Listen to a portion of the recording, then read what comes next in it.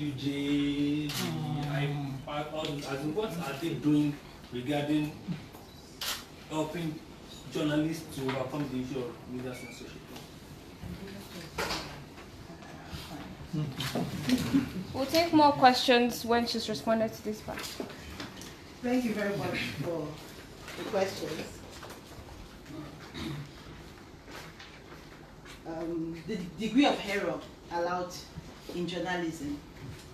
Yes, there is a degree of error allowed, and you can, when you do say something that is not true, you must, as a rule, go back to say, we said this part of what we said was not true, and this is now the truth about it. However, when what you have said has directly affected somebody or an organization, and there have incurred losses, it moves from that just moral ground of I did wrong and I apologize to a legal ground, which is that the people can choose to sue. And when it gets to the court of law, well, we can say yes, the law is an ass. Why give 12 years to somebody who posted this thing and somebody else has like fewer years? But you see, the degree of punishment might also be high because the degree of responsibility is very, very high. The media has a major responsibility, and it will take me to the point on the fact that yes, the media holds back. Sometimes it holds back in the name of peace, in the name of ensuring that you don't do harm. At the end of the day, everything the media does is put side by side that clause, that statement of the highest public good, public interests. Public interest, very, very important. So there are times when, yes, you hold back because if you went to town with exactly what you know as you know it, then you will not even have a country to publish in as a media organization. You would also have to back up when the conflict starts. So the media does have that responsibility. So I agree that there are some times when the media needs to over, but the part I was talking about is when the journalists or the media house decides that we will not publish this particular thing. It is in public interest, but we will not publish it because we have other interests that are competing with that public interest. That other interest might be my job. I want to get salary at the end of the month, so I don't want to lose this job. That other interest might be that, well, the owner is somebody who knows the other person you want to write about, and they say stop that story. And somebody talked about journalists, editors killing stories. Like I said earlier, if it is really about public interest, I know that it is painful to have worked that hard and not be able to publish. And yes, we should fight it. But you see, when you're fighting in a society that has normalized abnormality, you need to fight wisely. We fight abnormally. I agree. You need to really fight wisely, because a lot of times it's great to be a lone voice crying, saying, let us do this, do this. But a lot of times the sacrifices don't get to pay off because sometimes they can be wasted. We need to organize and have those platforms. Like at my organization, the Wole Center for Investigative Journalism, we do have a platform where we can take stories that when we check are factual, but the editor doesn't want to publish. And I have called many other editors for reporters before to say, this person's editor will not publish this story.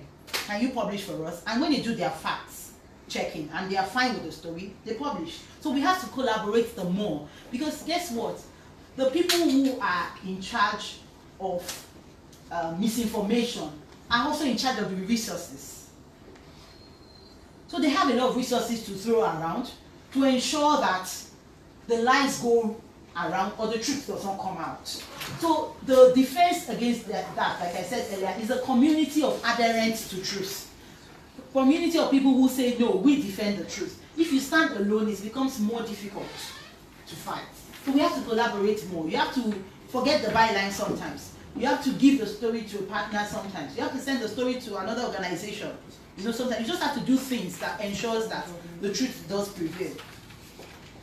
Okay, tribalization and racial profiling, and the fact that sometimes the label is part of the story. No, that's not the part I'm talking about. It's fine when you publish a story and you do say, Of course, we know that there is statistics. So the difference is, can you show proof of what you're saying?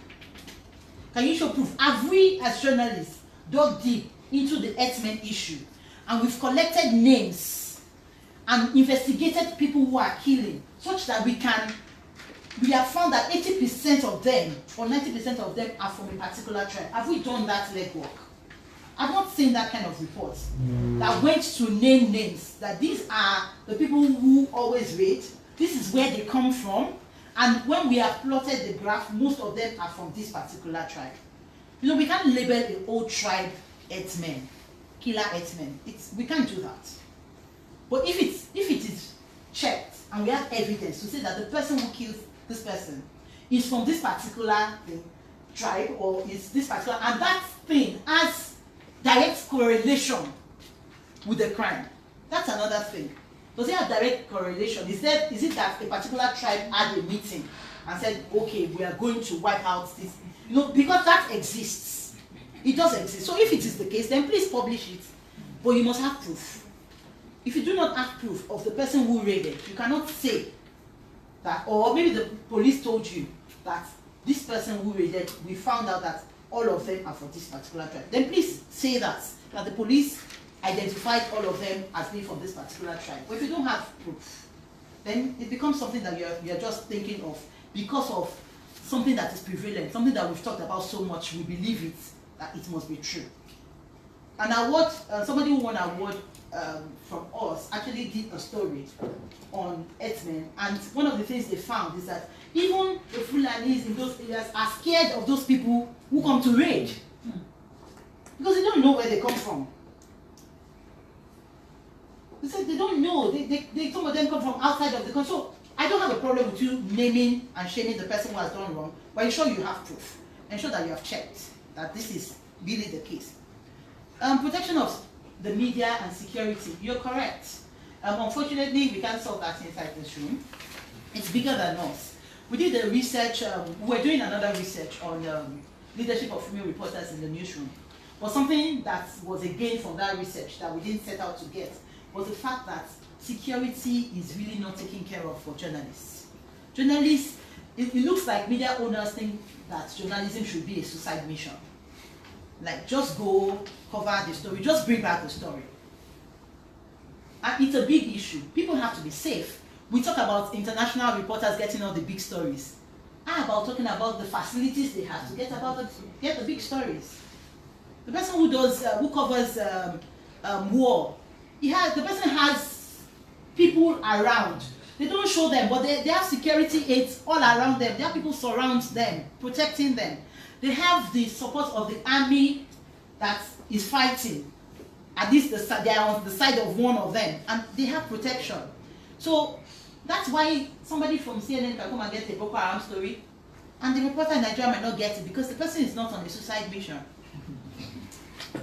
So we have to talk about it. But something I want to say in regard of that is that, you know, journalism in Nigeria is very interesting. It is the fact that, you know, we talk about every other person but ourselves. You know, you're not paid salaries. You've not paid salary for 5 months. And then you write about a government who has not paid salary for 4 months. And you put your byline on it. I really don't feel that there's a moral conflict there. There's a moral conflict there. Yes, you know, the politician holds the office in trust. We should question him. But how about starting the questioning from where you are? We don't write about ourselves. We come to these kind of meetings and we just mention, you know, that they don't pay us salaries, but we don't fight. We don't fight. Because I don't understand how you go to a job for 6 months, you've not been paid. How are you getting to the work? How are you getting to work? How are you eating? How are you surviving? There must be somewhere where your source is. And then you still call the name of that media house and say, I work for. No, we have a lot of moral conflicts that we have to solve as the media. And until we get upfront about it, we're kidding ourselves. Until we get upfront about it. I've gone to meetings where the chairman of the meeting, you know, made me, I just kept listening. I stopped listening because the chairman of the meeting has not paid salaries and he's going to talk about ethics. He doesn't have a ground to talk about ethics. So I get in I switch off or I carry my bag and go home because it's going to be a wasted time. What is he going to say about it? So we do all of those shows, we just, you know, we don't name names, you know. Like I'm not naming names, Abby. We don't name names in the media, but we name the politician. Until we get to the point where we name names, where we are true to ourselves. You know, to thyself be true. When you are true to ourselves, we cannot be the people who are forerunners of truth. That is it. So on security and every other welfare issue that has to do with the media, when you are ready, we get results. You can be ready now. So this house is on fire, the media house. The house is on fire. But if we all keep smiling like everything is okay, well, it's fine. So lastly, ownership and the fact that a lot of politicians know the economics of it. Poverty.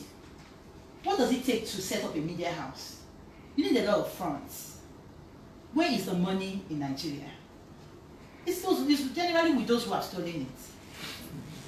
And those who have stolen it understand the importance of being in charge of information dissemination. In fact, the media sometimes fails to appreciate itself, its competencies, as much as the politicians do. The politicians know that the media is powerful. Sometimes the journalist does not walk into the room like the person knows that I'm doing an important and all-important work.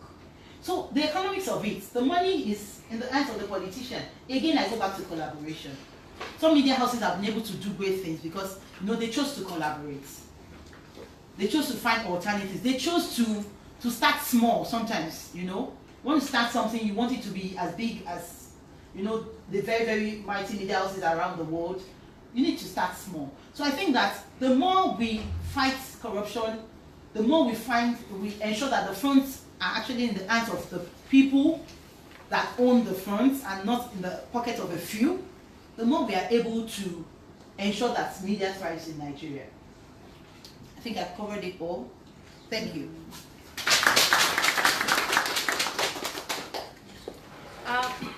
Now we'll be taking the final batch of questions before we move into the address by Mr. Sowore and the second speaker for today. So where are those hands that were raised earlier? My name is Ola Bosati. You talked about press objectivity. Of course, growing up in this profession, we've always talked about the press being objective with our information dissemination. However, with my years of experience in the field, I discovered that I don't think there's anything like press objectivity anywhere. I have worked with the government-owned media outfits as well as the private-owned ones, and I discovered that there is no news, no big one you want to do that does not have the influence of biasness. I don't know if I put that well. You discover that when you're doing a story, you think you're doing something good for yourself, and then you get to the editor's desk. The editor will sit me down, that's it. We can't use this story. Why? Then you start giving the lineage, how that story will be linked. At the end of the day, it will link back to the owner of the media outfit. Yeah, I worked with classic television for a very long time, and then television. so you say that this story, and then it bounces back to Kurasa, it bounces back to the state government, and I forgot which story, when do we even achieve this level of objectivity? Coming back to Lagos, I work with some private outfit as well. I discovered that even my boss, being an entertainment person and all that, he's still linked to some politicians. He's linked to some. I keep asking myself, why do we talk about press objectivity? Now, we're talking about a utopian level of, okay, achieving objectivity in news reporting. And we look at the big ones, the CNN, the Al Jazeera, and then before you know, you start discovering that they are also not being objective with their news. So why do we keep talking about press objectivity when you don't have any media outfit worldwide that is actually objective? Thank you. Do we have any more?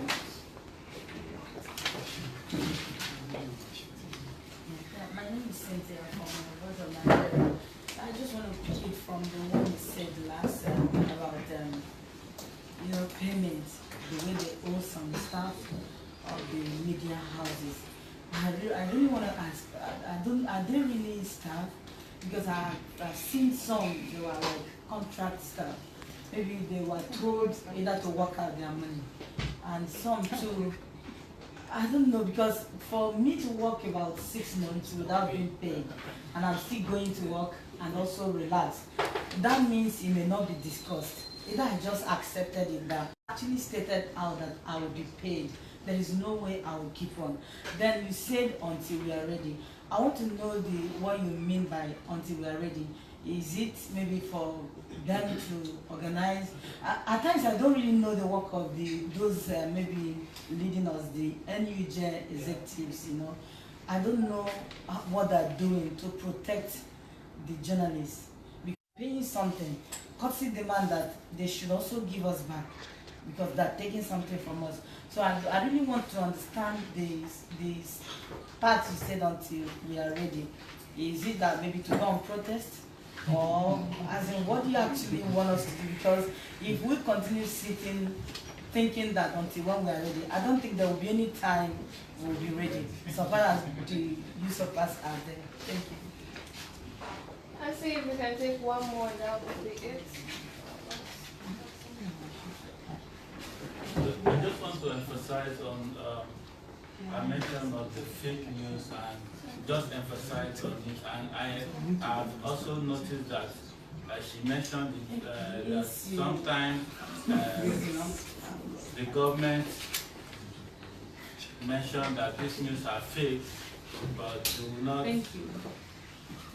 give the right information, especially news coming from the northeast, the Boko Haram and issues. And so, and I think most time, even the media house, because of that labeling of fake news, and I think it got to a stage it was so prominent, and we have become, it's like we have taken it like we are really publishing the fake news, not forgetting the fact that fake news title, especially coming from the government, is a means of silencing the media, most especially in a system where you don't get the right, the government doesn't want you to have access to some information, especially on security, on budgeting and all that. So, peradventure, there is an information that is not coming out from them, and it gets out on the media, they quickly label it as fake news. And the so sad part of it is that even the media people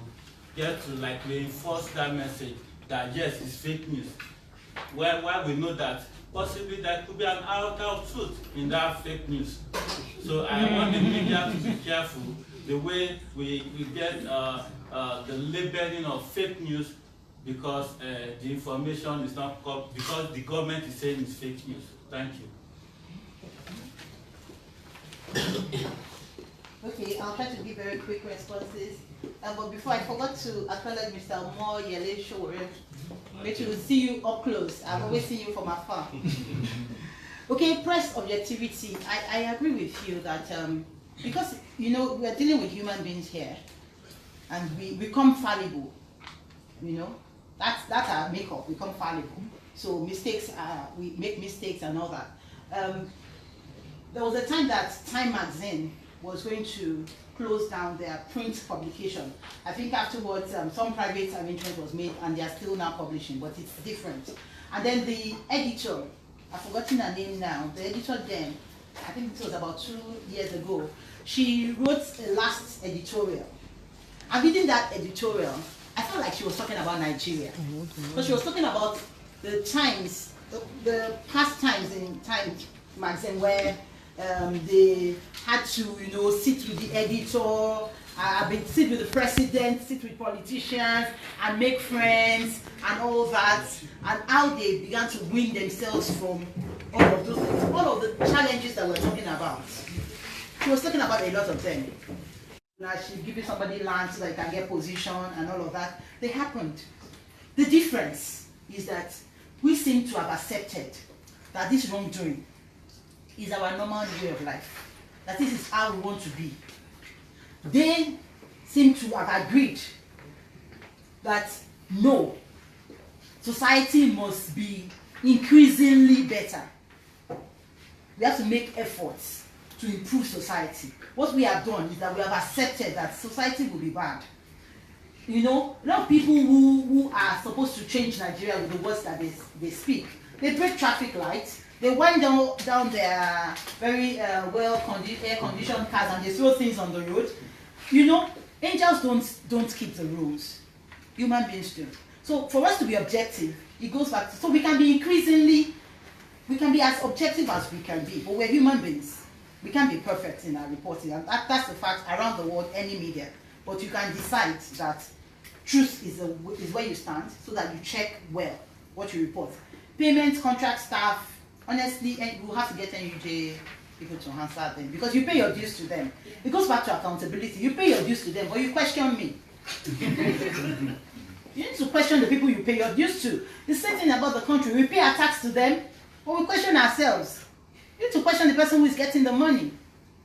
You need to question those people who have decided will be your leader. You need to call them to meetings and question them. What are you doing, Oga, about the fact that salaries are not being paid? What exactly are you in that role for? You need to question the right people. So I'll be unable to answer that one. News from government. News from government, you have to understand that government has interests. So news from government is supposed to be checked. If you get it from government, you're supposed to check it. You're not supposed to report it verbatim. Otherwise, you are their PR, reporting on their behalf. So if you don't want to do public relations for government, when you get the document from government, you have to question. You have to say, does this add up? Does it add up in terms of history? Does it add up in terms of what is happening? For instance, during a past government, they would say that the economy was improving. And I would always say, I disagree. They said, why do I disagree? I said, because numbers are not abstract. Numbers are gotten from human realities. And on my streets, economy is not improving. The young boys are still sitting outside, they don't have jobs. People can't pay their school fees, the schools are not working. How is the economy improving? So you have to question what comes from government. Thank you. Thank you very much, Mrs. Motroy Alaka, for your session and taking time out to respond to the questions. We'll now call on Mr. Omoyele Sowore, founder of Sahara Reporters.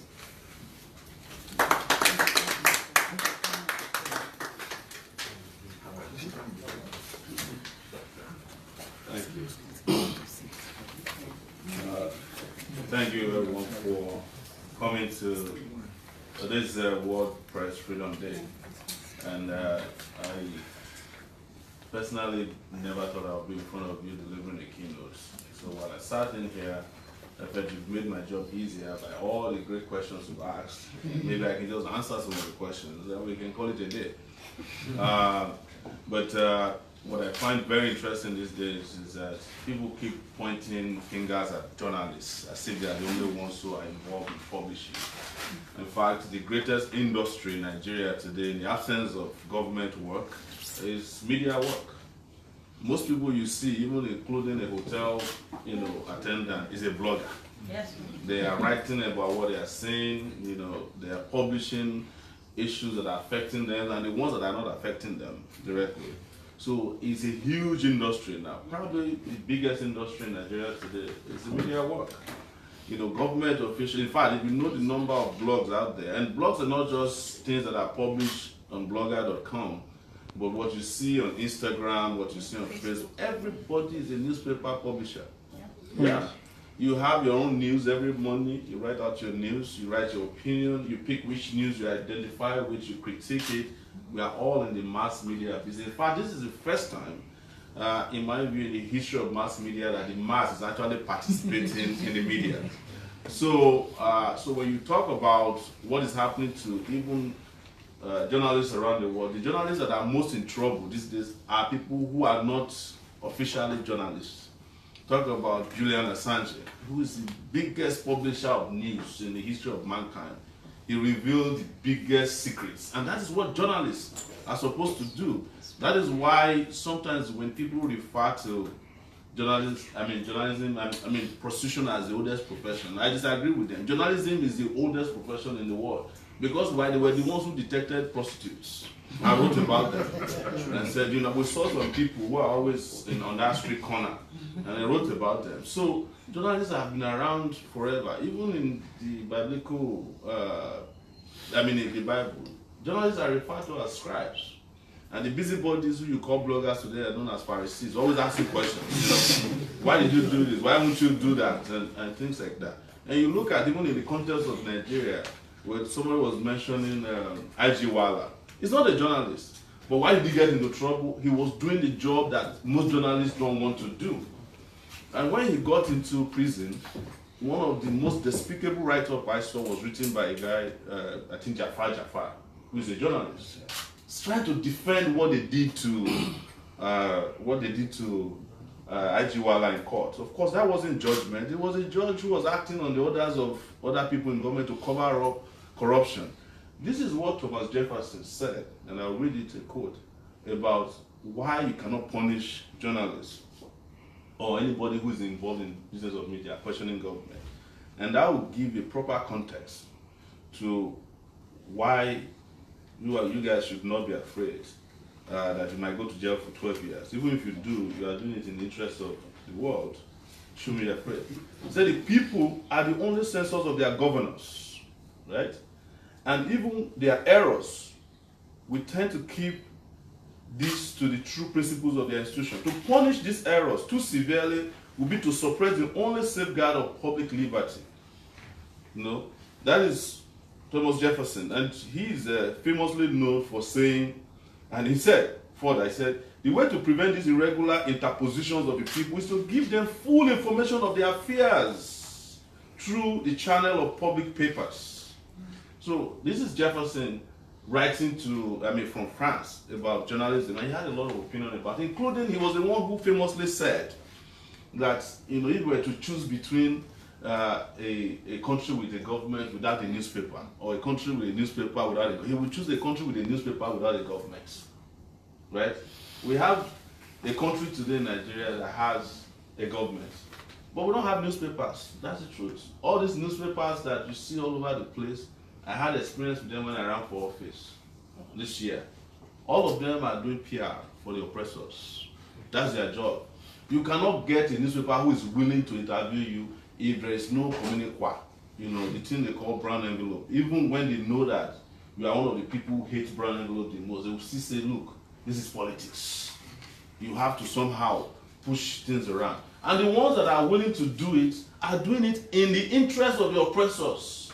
And we had a situation where a TV station decided not to allow me to be part of the presidential debate because they don't want me to offend the two other candidates who they claim are the leading candidates. The newspapers in Nigeria imposed upon the Nigerian people unjustifiably and unfairly two candidates. And they were the worst candidates. They themselves in their previous write-ups have said these are the worst candidates. One is a former military dictator, one is a former custom official, one is corrupt, one is a killer, one is a bigot.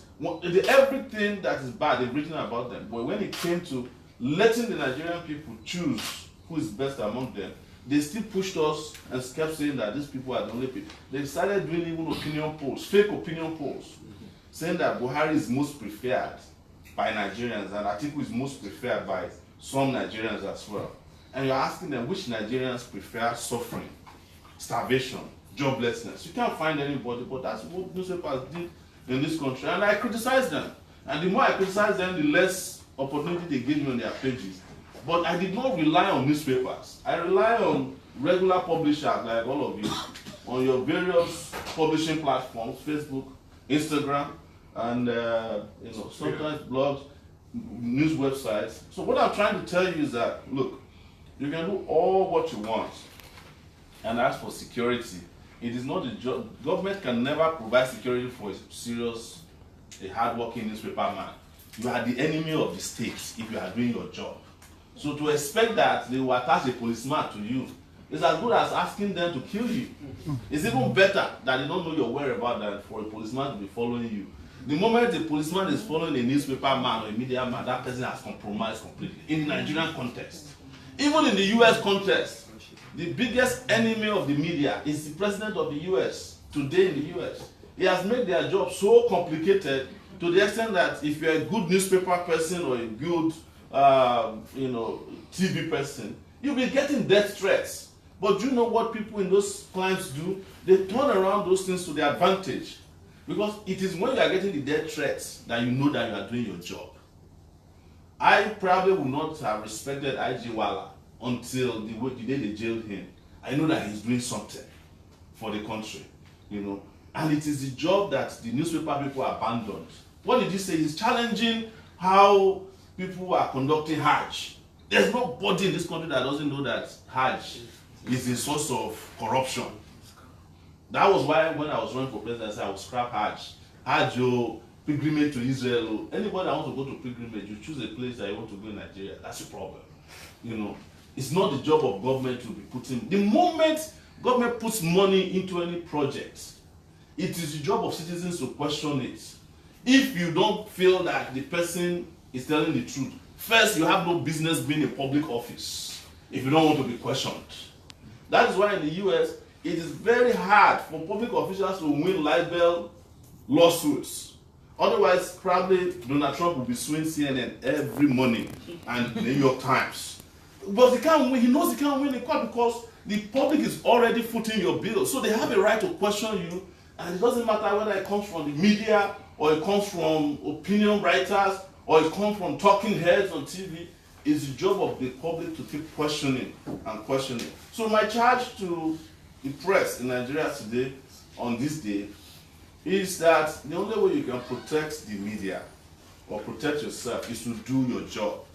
Because every kidnapper, a well-known one, is known to the police and also the media. The worst police officer is known to the media. But the problem is that the same media wants the police to provide them a crime fighter's bus to be driving them around to cover crime. How would you be able to cover police when police is paying for your transportation around to do your own job? Or you create a company or an organization that is funded by the same police. How would you be able to do your job? Or you go to the National Assembly and you form a National Assembly chapel that is giving award to the people you are supposed to cover. Or the NUJ that is preoccupied with giving award to governors. There were a group of NUJ officials years ago when I was still actively doing Sahara Reporters. They went to Akwa Ibom to collect money from the governor. The governor's people told kidnappers on their way, coming from Aba. They kidnapped them, took the money from them. Yes, I named them, those guys, right? That was Akpabio. He arranged for their kidnap because they are taking so much money from him. He was tired. As they were traveling by land, they were tracking them. Before they got to Aba, they kidnapped them, collected the money from them, they then drove them back and flew them to Lagos. When I reported the story, they were very happy with me. But since that time, they have not been doing that kind of pilgrimage, to government. I'm sure they still do it, but not at that very despicable levels. You are begging governors who are not paying salaries to give award, and you expect them to respect you. Somebody mentioned here that journalists who are not collecting salaries are writing about governors who are not paying salaries. It's when they write about the non-paying governors that they get paid. Because the governors will call them and pay them the salaries that they are, and say, please, don't write about this. Otherwise, how is it that in this country there's a governor that doesn't pay staff for that, including newspaper editors in the states? Because most of the states also own their own media companies. They don't pay them. Like our friend who's from Kwara here, who was talking about Kwara State. I cannot imagine any newspaper person surviving Kwara. Because I knew what I did in Kwara before those guys started all together. We fought and fought and fought. But guess what? Anytime you write about Saraki, the people that will attack you first are also newspaper people. Because why? Most newspaper editors in this town, anyone that is prominent, his aspiration in life is to become the special assistant to a chief governor as soon as. So if your career goal is to speak on behalf of the corrupt politicians, how can you set out from the beginning to question them? And you can count all of them. The best newspaper editors in this town, the best TV, talking heads in this town, they almost always end up as governor, special assistant to the governor. Look at Ruben Abati, Shegun Adeniyi, where's the man that is there now? Additional, the whaler. You know, all of them are aspiring to work for government. If you are aspiring to work for government, there's no way you can offend government. And the job of the newspaper man, I'm using it generically now for everybody in the media, is to offend powerful people. Some of you probably heard about a woman, I don't remember her name.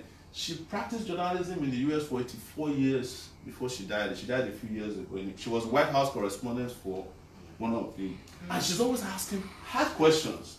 She never had the aspiration of becoming the spokesperson for the US. If she wanted, she would have done it for every president that ever. But that's her career goal. So it's also important that newspaper people, or men and women, have career goals. That is, where is it that you want to end up? You want to end up as a special assistant to on media to a government. If that's the case, you should go and do, you should do your course of study from the university should be tailoring towards becoming a special assistant to a governor.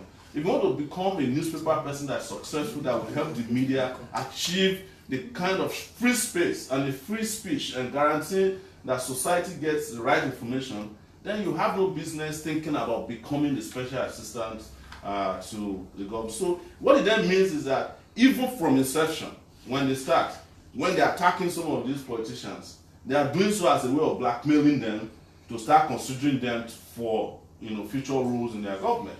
And that's what is killing the newspaper industry. The last thing I would say about remuneration is that it's also true, and this might sound sad to you, that when some people are hired, they are told outrightly that the business card is their salary. Yes, I know that so many newspaper people have said that to me, that their Oga told them, we don't pay salary here, but we'll give you a business card, that is your meal ticket. And if you agree, from the beginning, to participate in that kind of unholy employment, you already knew that you are doing it to go and blackmail public officials or private officials.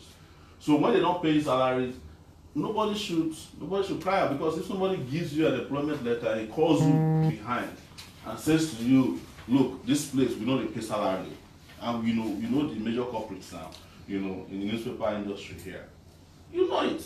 Or if ab initio, you are employed to work in a newspaper and they say that you don't touch certain categories of politicians, like they have in the Lagos one here. You cannot, I was not invited more than 4 times to any of the major TV stations because they said they were afraid of what I would say, or like I was out of control. What's the meaning of that? Are you the owner of my mouth? And it's up to me to go there, and I told them, if you are afraid of libel, they will sue me and you together, and I will appear in court to even say that, look, just keep me in the lawsuit, leave the newspaper out of it. Let me go and open book for you. But they've already gotten themselves entangled. That is the truth. You've gotten yourself entangled in all kinds of alliances, relationships, and situationships with the political class in which you cannot remove yourself. And if that is the case, you are not only destroying the profession, you are hampering the freedom of press. Because freedom of press is not only the absence of policemen, surrounding your building at all times. It's also, in some ways, what you do to the media by way of your own personal conduct. I'm talking about journalists now. The decision not to publish or to publish vindictively against people who are against the person who is sponsoring you or who owns your platform. One final thing I would say, Femi is not here, I was saying maybe we should ban politicians from owning the media. Waste of time. We shouldn't ban anybody from owning the media. I actually think we've reached the golden age of media in which there's nobody who has absolute control over information. If it was before, people used to bug me when I started Sahara Reporters 12 years ago. You are not the journalist, Even the NUJ once wrote to me that I'm operating illegally. I ignored all of them. But it then turned out that all of them relied on breaking news from Sahara Reporters to boost their own career over time. So we became friends based on that mutual respect. So everybody has some measure of control, and I'm pushing it back to you. That you can actually be that media that you want to see. You have all the tools in front of you. And don't be scared that, with what they did to IG Wala. There's no way society can continue like this without some people paying the price for it.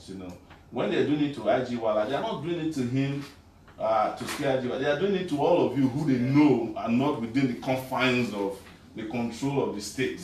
And that's why I would say for the final time on fake news, be very careful. Anytime government is behind any campaign, just be suspicious of it. If you see Lai Mohammed driving a campaign against fake news, who has ever done fake news more than Lai Mohammed? They are telling you that they don't want citizens to get involved in business of fake news. Because what does NTA do on every night? Other than giving fake news. What is fake news?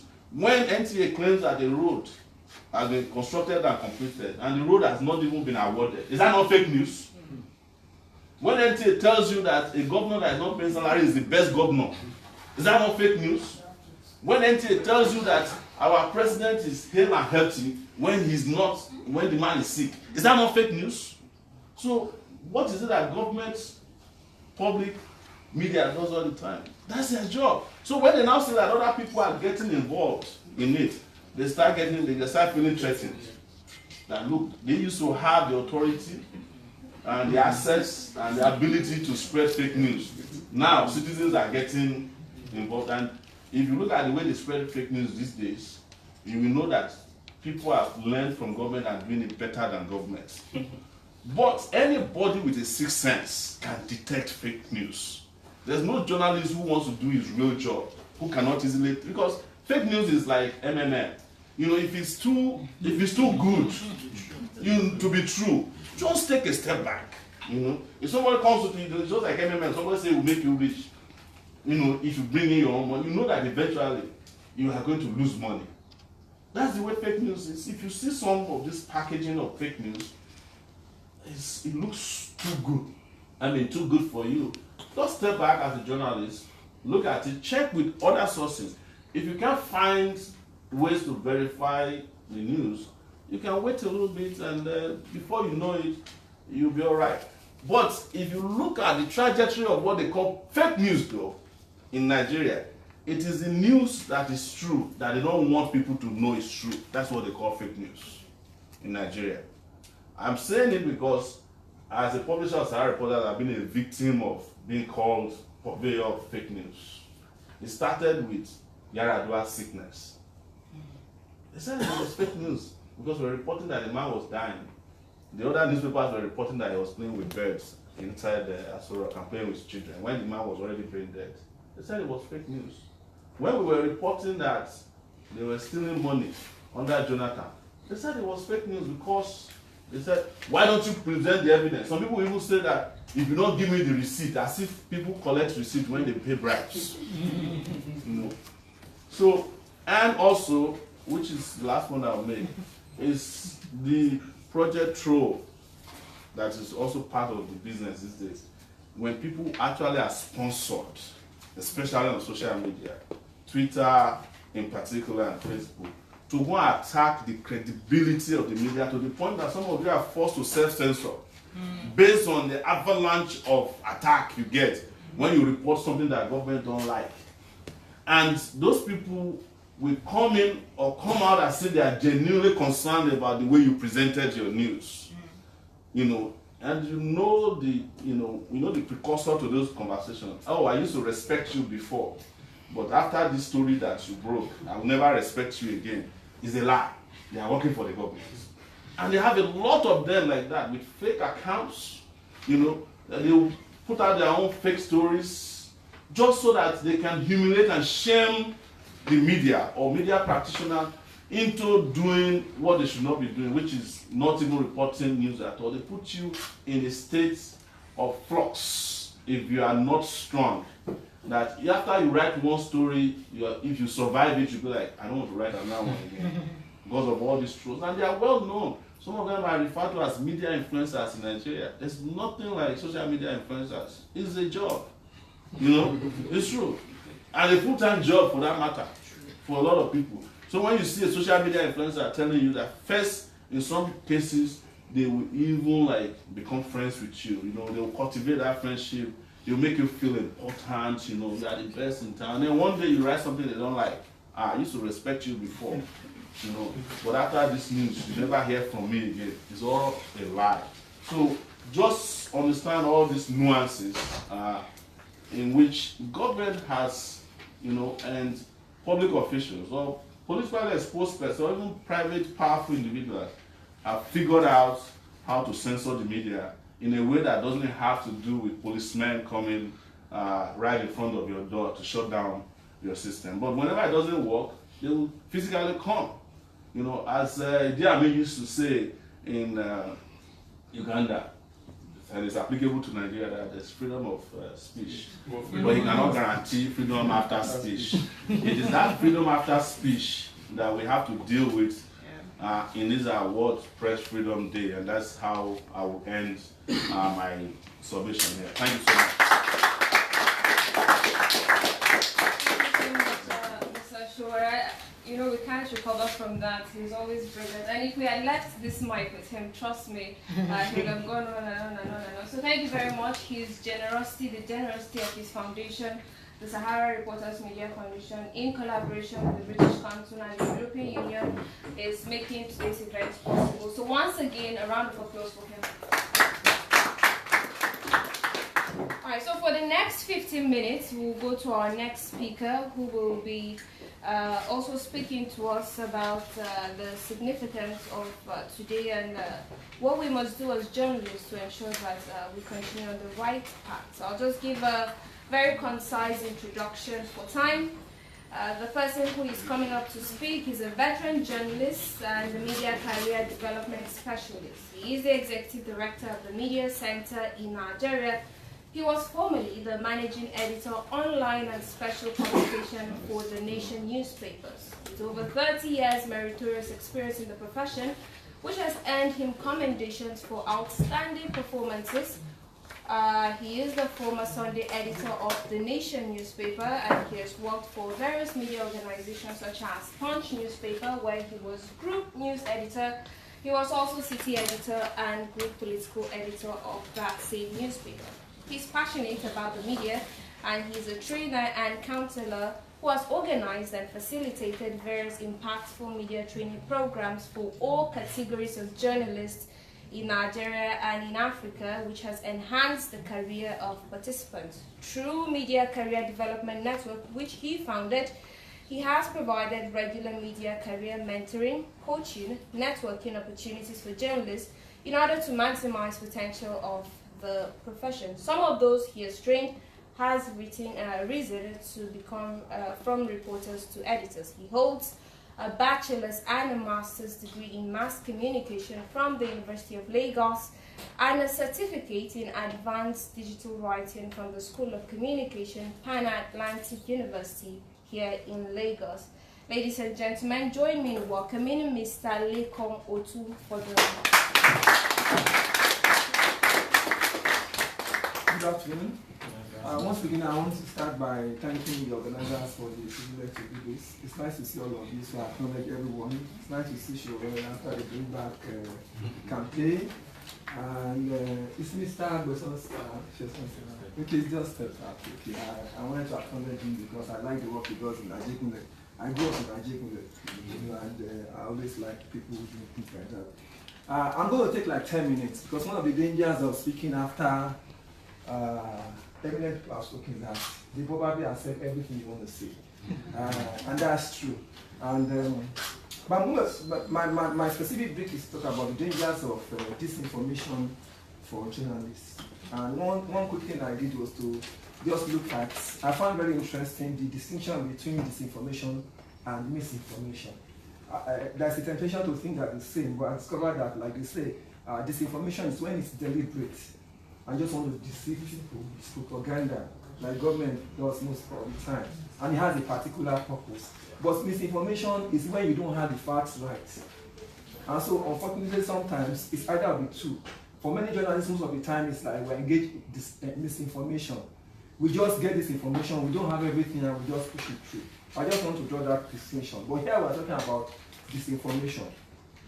For all I've had, one thing that is also very important is that whether we like it or not, ethics is very, very important. And what I find very interesting is that, well, not interesting, what I find very disturbing is that there are too many of us practicing journalism without understanding the ethics. I don't know how many people here have seen the code of ethics of journalism or have read it. I've been at many trainings, and when I ask, most times less than a quarter of them I've seen that journalists who have worked for that, they just know the principle. And it's unfortunate because unlike doctors or some other professionals, if you're a medical doctor, you swear to an oath to obey the ethics. And when you violate it, you get penalized. But in the debate of whether journalism is a profession or a trade, we jettison it. But it's very important because without guiding ethics, which I'm going to emphasize, we can't make too much progress. We need rules. Just a diversion. I was in Oshun. Then I was in Ekiti just a few days ago. I went to do a training for journalists about gender-based violence. And in the midst of that training, we saw a story in the Nation. The headline was "Man Docked for Killing Sex-Hungry Wife." And the name was, at what point is a woman sex-hungry? Is she sex-hungry or sex-starved? You know? And who decides what is sex-hungry? I mean, so that's kind of judgment that we run.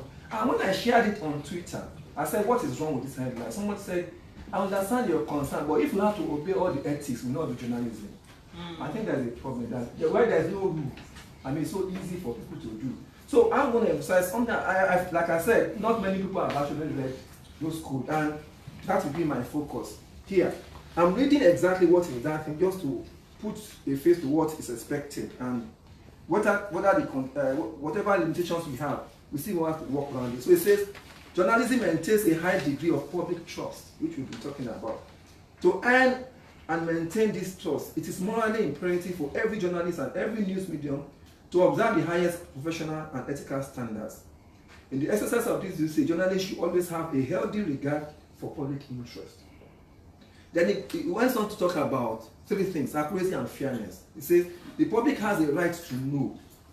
Factual, accurate, balanced, and fair reporting is the ultimate objective of good journalism and the basis of earning public trust. That's what it's coming about. Earning public trust. A journalist should refrain from publishing inaccurate and misleading information. Where such information has been inadvertently published, prompt correction should be made. A journalist must hold the right of reply as a cardinal principle. And the last one says, in the course of his duty, journalists should strive to separate facts from conjecture and comment. So I think as we talk about this information, it's important that we understand this principle. There are a lot of things, journalists are not paid and so many other things like that. But the issue is that these are basic things that you should do. When people enjoy this information, it's good when they are the one pushing it out. But when it comes back, you really see the severity of what we're talking about. So I think it's very important that journalists are very, very vigilant, because we're in an age when information is just going around. So you find deliberate disinformation. So here, for example, here government says the Quran has been disseminated, and yet every day you are still battling. You hear a minister will say some parts of this country have lights for 24 hours. You hear things like that. So you hear a minister talk about how much money is being spent to feed somebody who is detained, the Sheikh leader, which was supposed to be off record, but it got into the public. So recently I heard a story about how permanent secretaries reportedly voluntarily retired in the state. But the truth is that it didn't happen. So you find all this kind of deliberate information. So for us as journalists, we need to understand the present danger that we live in and be able to deal. And like Sowore mentioned, and the truth is that I tell journalists, we are no longer the gatekeepers we claim to be. So hitherto we come with that feeling that yes, we control this information. Before it happens, at the moment it happens, somebody is available to share. So if you have that understanding, so we realize that we don't have that power that people ascribe to us. Somebody says, before, if you want to kill a story in Nigeria, in Lagos, just call a few editors and that story is killed. Today it is no longer possible. And when they do it to their own detriment, because there are so many platforms where you can find that information. I also need to say that one of the things that is fueling this information is that Too many times, journalists believe what they call reliable sources. Sometimes they say usually reliable sources. Sources have their own agenda. So this information that you are pushing out and you are saying is really reliable sources, you are pushing out most times disinformation, because the people who give you this document, they have their own interests and they are pushing. And if you can't separate those interests, you are engaging in disinformation. So it's very important. So the danger is that it affects our credibility.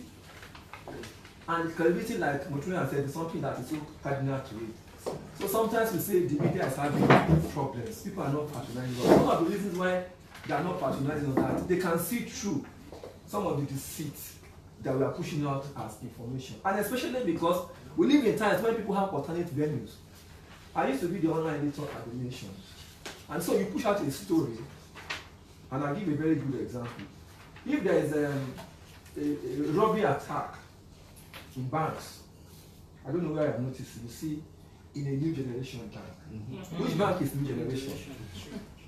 So, when that story comes out, it used to be that it comes out in print, but now what happened on the particular day, that story came out like that.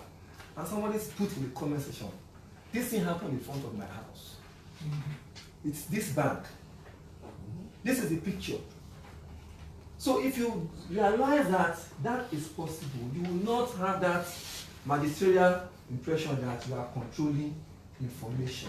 And you now begin to even, so what we are able to tell, sometimes when banks call, this is to say, don't push them, say, that is already available on Sahara. So why am I keeping it? If people know that they can always get somewhere else to get that information, I am indirectly killing my own organization. So it's important that we don't engage in misleading our readers. When we mislead them, they can go elsewhere. And like I mentioned, it affects our patronage. People are not getting reliable information. They can see through some of those disinformation that we are accepting as the gospel truth. And we are trying to do, sometimes we even write editorials to reinforce some of these things. So what can we do? I'll say, for example, like we mentioned, we need to be more vigilant and not allow ourselves to be used. Because that's what we do when we write reliable sources. You know, I also mentioned to some reporters that many years ago when I was a reporter for Punch in Abeokuta, when you want a crime story, you go to the police PRO.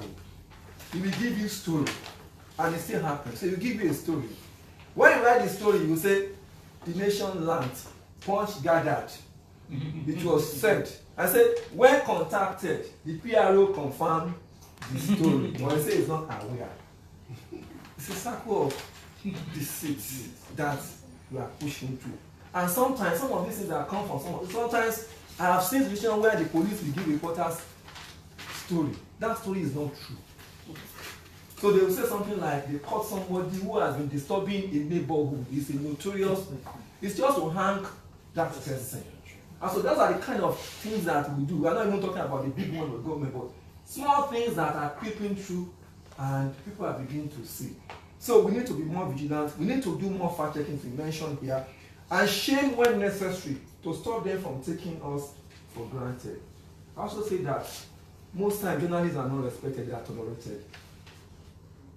Like they say, you can't, you know, that's the way many of us are passing. So what we think is they are fair, they are not afraid of us, they are just tolerating us.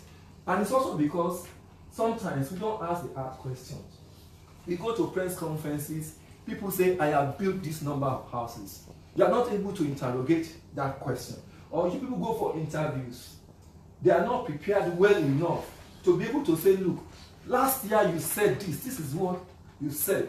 Or you address a press conference, you read out statistics. Somebody is not able to do that fact checking the way it should be done. And shame. So that when it happens, the next time it's coming, he knows that it's going to deal with people who are going to ask tough questions. So I think we need to do more of that. We need to provide context. I had the issue about ethnic profiling and things like that. So it's important that we provide context so that our people can. Again, one of the challenges for Motuya is not comfortable with your traditional, but even the way they practice journalism, things are beginning to show. So one of the things that we find is that People say, news, don't tell me what happened, tell me why. People want to know why, because I heard that story hours ago. So I don't want to wake up in the morning and see that same story exactly the same way. And when so many things have changed, when people have also contradicted some of the things that have been claimed, so it's important that we have. Then, they say there are two sides. There are many sides to the story, not two sides to the story. There are so many sides to the story, and we must try hard.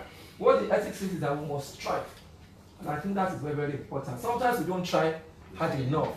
So sometimes some reporters have the stories in their head before they start writing. Or they are doing investigation, it's already in their head. They have a particular point they want to point. Even when they are investigating and it's not going that way, they turn it that way.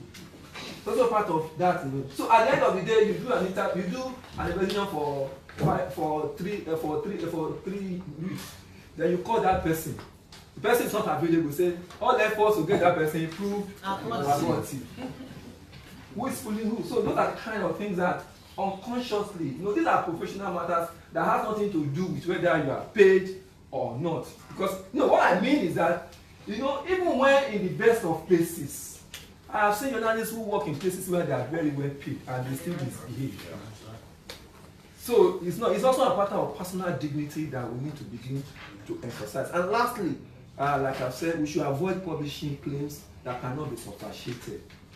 So it's not enough for ministers or people to come out and say, this person is this. These days when you read even the press statement of PDP and APC, you wonder, like the INEC, the last election, when I heard Omoyele saying things, you begin to wonder, what is that? Is it the same INEC or whatever? So many things that people don't say just to push out information. And because there are so many platforms available to. So finally, what I want to say is that this information is very, very, it's a present danger that we must understand. We must know how to see through it. And when we do that, we'll know how to be able to defend democracy. Thank you very much. Thank you very much, Mr. Leko. Now for time, we'll go ahead and take 5 questions. If we have up to 5 people willing to ask questions or contributions to what Mr. Leko has said. So please indicate by a show of hands if you have questions, comments, contributions. Okay, in the absence of any questions, we'll move straight to our panel session. Okay, we do have a question. So. Good afternoon, everyone. The question is, you said journalists they are supposed to. Sorry, yeah, to me, journalists are newsbreakers and not newsmakers. You said they are supposed to tell us why events happen. I think it was what I wanted to say is like Mutuai said, hitherto, some of you here, they are very young. The information you have now is so much that, but when you are going up, you wait till 9 p.m. to hear the latest thing that happened to this country. So there was a time until a paper publishes a story you don't get to know. But now, so something happened at 10 a.m. Everybody has read it. So the next day, when you publish that same story, exactly the same thing, people are not interested. So people are saying, why did it happen? I'll give one example and action. So, which is also about how we practice journalism now.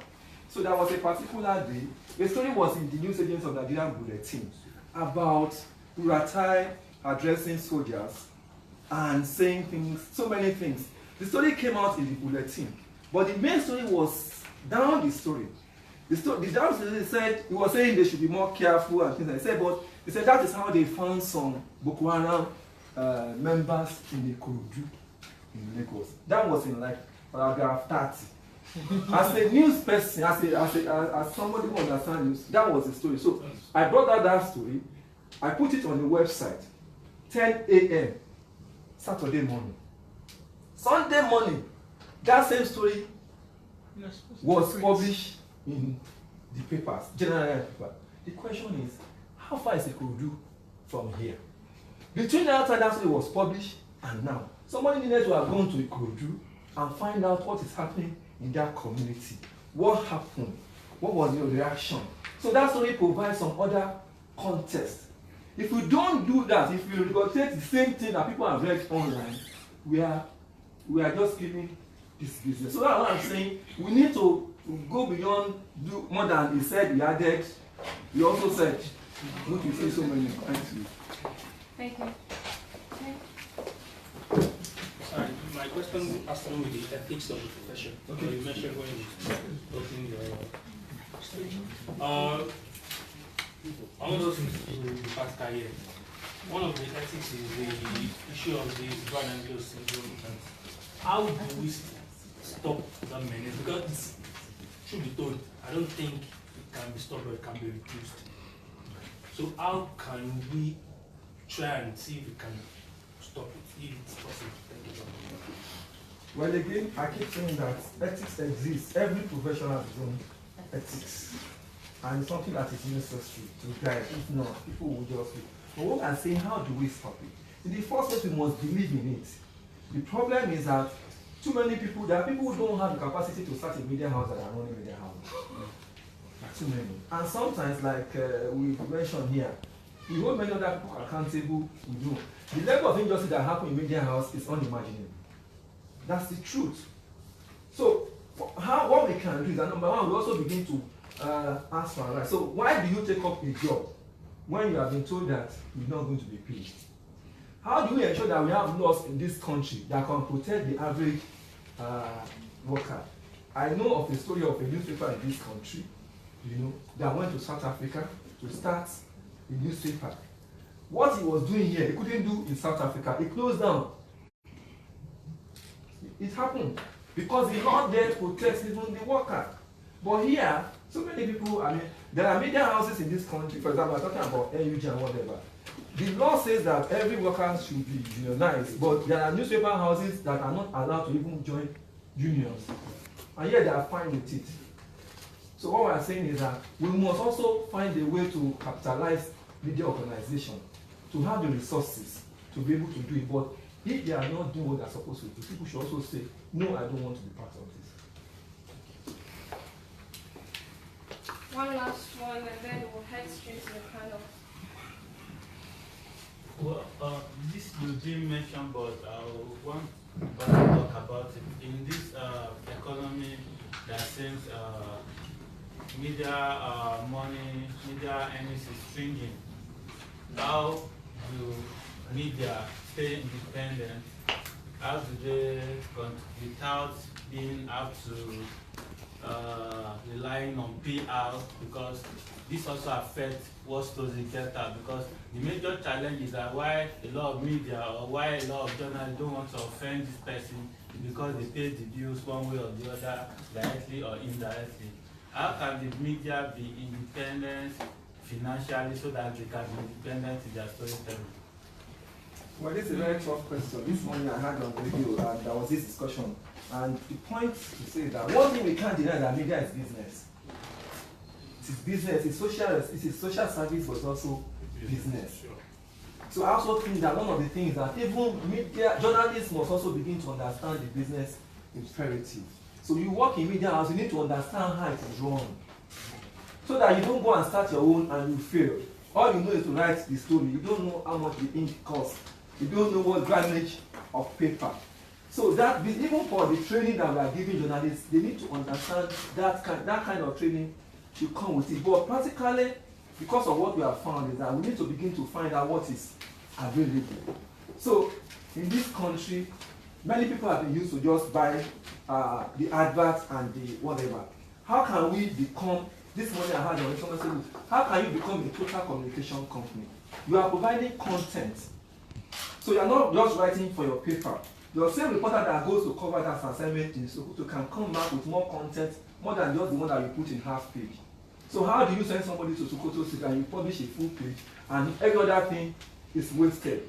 How can we look at models from other places? I saw we were trying to do that in the nation. New York Times. New York Times says crossword puzzles. Because they see themselves as the content providing this thing. They provide recipes. They sell. They organize trainings with institutions. So you need to, the present thing is not sustainable. If it's to sell copies, and I say this everywhere, the number of copies that newspapers sell in this country, if some advertisers, they will never put adverts in the papers. The number is unbelievably low. And if it's what you sell, it's not the money that they are selling for people that is sustaining papers. And that is why sometimes people go to the because they send and they do awards and all those kind of things. So we need to begin to sit down and ask ourselves, what do we need to do? And try to begin to see some of this model. It's very important. But unfortunately, we are not talking about it. We are comfortable with the model where government pays the bills, and when they don't do, that's a problem. Thank you very much. With that, we have come to the end of that session. We'll move straight to the panel conversations now. And I will be welcoming David Ajikobi. He's the Nigerian editor of Africa Check. Please come forward. Also, we have Somi Falobi. He is the programs manager for the International Press Center in Nigeria. Please come forward.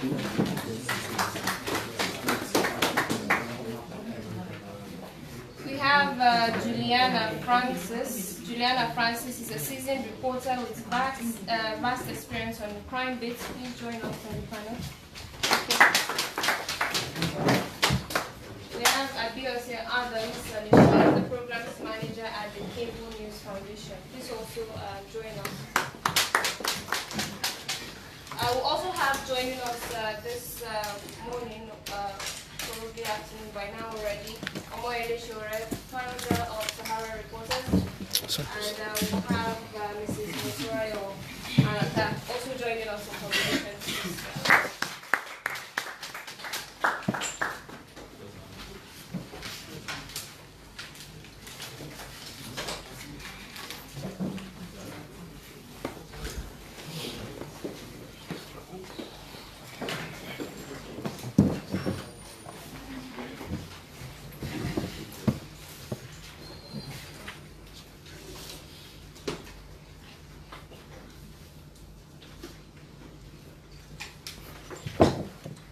Thank you very much. Thank you for your patience. And this is going to be a family meeting because our partners, British Council, they indeed want to help us find some solutions to this problem of press freedom. So this discussion is going to be looking critically at the problem of press freedom. We will discuss whether it's a mirage or a reality. And from our own experiences, we'll try to look at what we think are solutions that we can propose, so that together, all of us in this meeting, we can start exploring different solutions in the following months. That's what we want to achieve with this. So the audience as well, we would like you to make a lot of contribution in the course of the discussion as it goes on. So I'll start with you, Ma. I want you to just give us in 1 or 2 minutes what your thoughts are on press freedom, whether it's a reality or it's just a mirage. Because all over the world, we have the same challenge, and it seems to be slipping away, even in the last 5 years with fake news. It seems that the media has just become the center of attack, and more people are targeting the media. So thank you. To me, I think it's a mirage, judging from our society. First, you are given unemployment. Yes, we are journalists, and you're supposed to be like the mouthpiece for the people. But somebody pays your salary. Like somebody mentioned, so many of the media houses are owned by politicians. The politician is not there, but he dictates it too. He knows what goes into the papers. So you just don't go to press without him at least sanction some of or venturing some of the stories. So where does the freedom start? When you bring a story, your editor has to go through it. Before we started this program, I was already discussing with Mr. Laka. Several of my stories have been killed. So when we talk about freedom, I just wonder, because this is Nigeria, and we have to be realistic. We have to understand what is happening, because we see it every day, and we have to accept it. Your editors must be charged for murder. So I mean,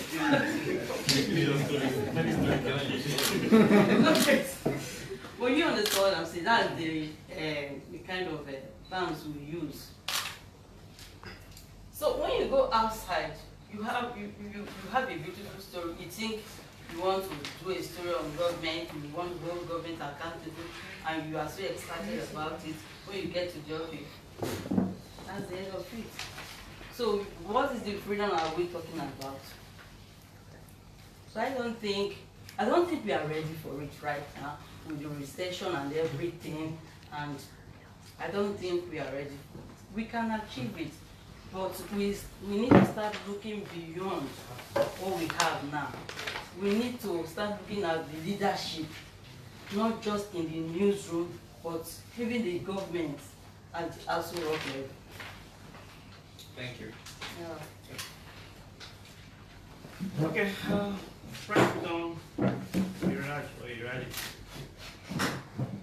Well, from the background I come from, the kind of work I do, it's a reality for us. Because freedom itself is derived from rights. And there are rights that guarantees us to do something. So, freedom is part of the human rights. So from that perspective, we may not have attained it, but it's there for us to hold. It's there for us to exercise. It's there for us to activate, to be what it should be. Freedom, information is communication, information is life, information is society, information is living. As far as the laws that have given us a new way to control or to manipulate or to generate information, then we need to follow through that law based on what the human rights provides. Constitutionally, for Nigeria, the Constitution recognizes the press. The Constitution recognizes the media. That is the constitutional right. It's something that the law, our governance system allows. And so we must make it work. There may be challenges. It may not have been as perfect as it should be, but it's a right. I have the right to communicate. I have the right to express my view. I have the right to share information. It's a right. It has been given to me. I must exercise that right. Because the sovereignty of Nigeria and of all the nations recognizes that there should be communication and information. So what do we need to do? We need to look into the context of that right and see what are the missing gaps. So that for me is a reality. It may not have actualized, may not have been what we want it to be, but there's a figment of that reality. There's a shadow of that reality. There's a cloud of that reality. And that is what we need. Is the freedom growing? It's from your own reality. Freedom needs to be activated. Freedom is not the hair we all have. I cannot decide except what takes my life. I cannot decide not to breathe. I need to breathe. But freedom is what you have for society. So you need to activate it. It's growing we say it's growing, but it's not growing within the context of whether you accept that right. Even laws governs our life. I cannot take my life, for example. If I choose to, the laws does not allow me to do that. Yeah. So there are contexts of operation, and we need to activate that context of those operations to suit society as it should be. Okay, thank you. So, mirage, reality. Okay, mirage, if press freedom is a mirage or a reality, well, I wouldn't say it's a mirage. I would say that press freedom has grown compared to, okay, looking at the history of the country, compared to the military era to now, it's grown, and I think it's still growing. I work for an organization that we do more of this. We are a newsroom and we also do a lot of investigatory reporting, and what we're after is transparency and accountability in governance. And as a result of this, we have a lot of challenges in access to information. In my own understanding, or what I would like to talk about, that press freedom has many parts. Talk about brutality to journalists, insurance, safety of journalists, and all that. Then one of the challenges to press freedom that we have experienced, for example, in our organization, is access to information. And one of the speakers, I don't know whether it was Mochmai or Mr. Lekon, somebody said something about the difficulty, and a lot of Nigerian newsrooms are not accessing, making use of the Freedom of Information Act. Yes, it's true, but in our own organization, we're using a lot of FOIM. Let me just shorten it, FOI. Okay, and one of the major challenges and major stumbling block to our work, which is increasing transparency and accountability in governance, is accessing information. The body language of the governments, whether MDAs, like they call it ministry, department, or agencies, has been that of, I don't want to be transparent. I don't want you to know what I'm doing. They are kind of very secretive. That culture of secrecy is still existing. You send them requests. This is in the law. They are supposed to respond, but they don't respond. You know, you send them reminders. You even take them to court. You take actions, but they still don't respond. That aside, even sometimes when you call it, when you're trying to do a story, you know, the public has the right to know, and journalists have the right to. The public depends on journalists to do that. But you want to do a story. You have a big story like that. You want to do the story. The first thing you think about is, how do I get? Will I ever get this information? Because that's like, how will you get this information? Because you call them, they don't respond. You send text messages, they don't respond. You send FOI requests, they don't respond. So that's like hampering first freedom. So while I can say that it has improved a little, but there are still a lot of challenges. Thank you. So it is not exactly a mirage, and it's not absolutely a reality. Yes, we are maybe, on a scale of 1 to 10, maybe we are number 4. Yeah? I was 4. Let me try to be generous, optimistic. Thank you. Alright, I think I'll lean towards what they've said about mirage reality. But I'm a fact checker, so I'm going to speak specifically about the disinformation ecosystem, you know, and how I think it's affecting press freedom in Nigeria. And let me give you specific examples. When a Minister of Information and Culture comes out to say that dissenting voices or opposition voices are called, you know, news, because them fake news, that's problematic for me and for press. And just let me explain why it affects press freedom. What you're doing is you're muddying the water, in the sense that, you know, you're attacking the credibility of journalists. And we don't live in a post-truth era. The truth will always be the truth. We live in a post-truth era. Our audiences don't believe us as they used to. They'll say, oh, I saw it on Facebook, it must be true. Somebody sent it to me on WhatsApp, then it must be true. That means that even our livelihoods are being affected by disinformation and misinformation. You understand? I'm going to go to solutions. Problems, yeah. But I think that one of the first ones is that we as journalists, we have to be media literate. We have to understand how this ecosystem works, particularly disinformation. Let me tell you something. Disinformation is a multi-billion-dollar industry. There are guys who are sitting somewhere and making a huge load of cash. I'm telling you.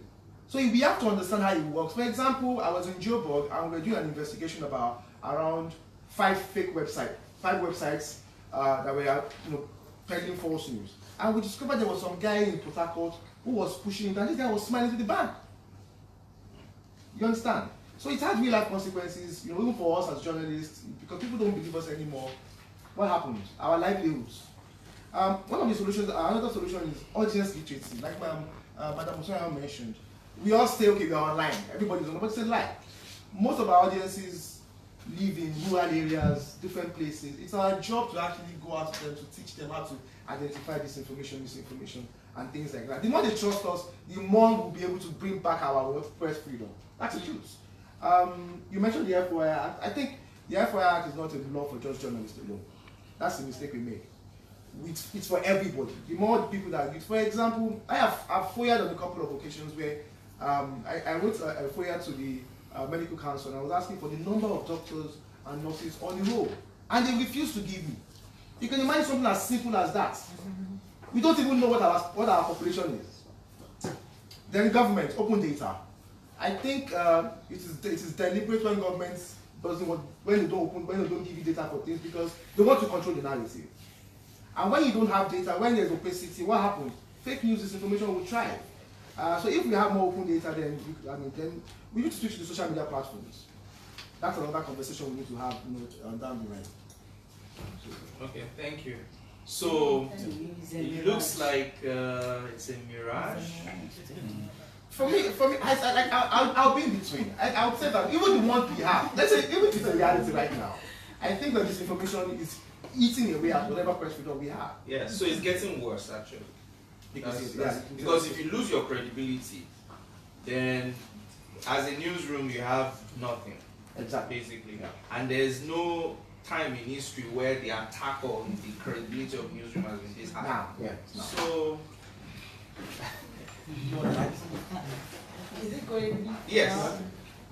Okay, I was hoping it goes back. Well, reality of mirage, I think it's a tricky question. I'll choose reality more because of the work that I do. I'll choose reality more. I believe that it's like a battle. We watch cartoons and there's a bad person, there's a good person. It's like a battle between good and bad, and the bad wants you to think that it's totally a mirage, so that you think that it doesn't exist and you forget about it. It's dead, it's gone. The good is that it's a reality, and the more we promote reality, the more it becomes a reality. I talked earlier about societies where they decided that truth has to be the norm here. There are bad things that are happening in those societies, but they've decided as a society that truth is what is most important.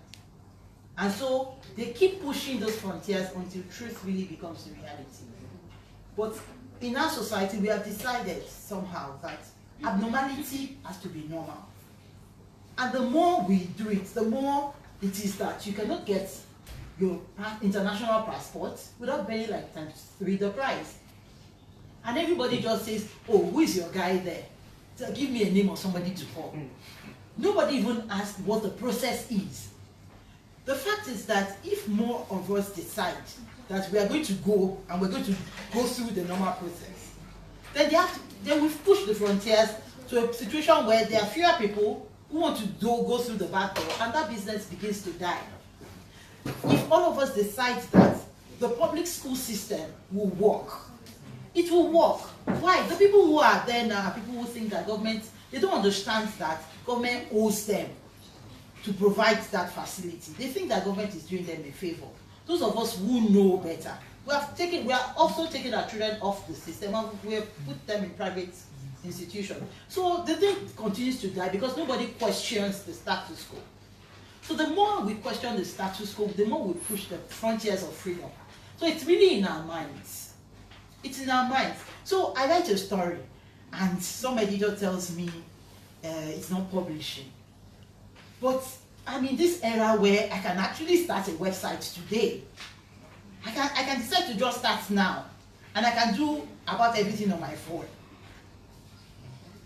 But I just decide that I keep resuming to that person who keeps, throwing my story. And sometimes when I speak, people say, no, try your comfortable, that's why you're talking. No. My first day at work, I sat on the mat. So I did start not having everything. And I've refused monies from people who are going to decide that they're going to control my brain because they're giving me money. Some donor came once and said, okay, we're giving you funds for your words, but we have to be on the board of judges. I said, no, it's not going to happen. You can't be on the board of judges because I have a policy that says if you give me money, you can't judge the stories. It's a conflict of interest issue. I said, but they are thinking that they need to be sure that I said, well, if you don't trust my process enough, you can't kill it. So if that is your judgment, I can take the money. Because if I take the money, you can't join my judges board. Now, it's in our minds. We've decided as Nigerians that we want to live this way. We've decided that we will not fight. We've decided that we would rather accept status quo than push the boundaries. Now, and that's why I say we're not ready. When we are ready, and we are going to be forced to be ready. And I'm scared of that time when we are forced to be ready. Because guess what? The teenage population, when you have about 60% of your population as young people, and you keep deciding that, you know, freedom of information, for instance, or freedom of the press can be a mirage. Those young people, they're not going to stay young forever. Their needs are growing. There are no jobs. Opportunities are dwindling. Power supply, of course, the person who says it's 24 hours probably lives out of this space. You know, because even for the person who can own a generating plant, you cannot have 24 hours. Because there's a time you have to switch it off to replace oil, and the light can go for a week. So until we decide as a people, and that those people are the kind of people in this room, the person who is poor and lives under $1, it's very, very difficult for that person to fight. Very difficult. For those of you who have a meal, who have had the opportunity to be schooled, who can own a smartphone, and who decide that we have to keep living in this mirage, then we are going to be there for a long time. Because we are the ones that can push it. We are the ones that can go to the hospitals and say that, no, this is what the service charter, for instance, in Lagos says. And this is how things are going to run. Proactive disclosure part, that's where it goes. Proactive disclosure part of the Freedom of Information Act. There's a proactive disclosure clause, which even makes it, you know, we shouldn't have to request for the number of doctors. That's what that law says. They should proactively provide it. I shouldn't have to ask them. Now, when we don't all push for it, when we then, you know, ask and beg, and then we say nothing, and nobody joins, you know, to say, until we get it, we're not moving from here. This is where we have to get to.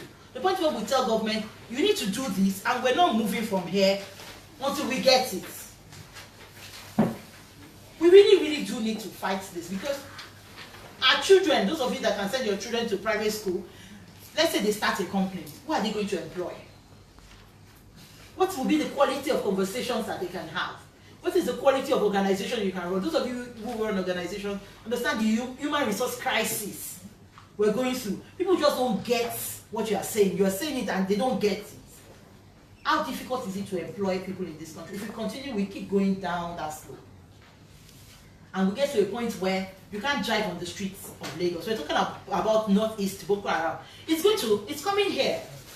It's coming here because people can't feed. People can't feed, people can't survive. So really, we have to insist that it must be our reality. Because our lives depend on it. Okay, so I'll ask. Yes, we have to. But who has to? There was something that the head of state, the former head of state, Babangida, said in an interview with a while back.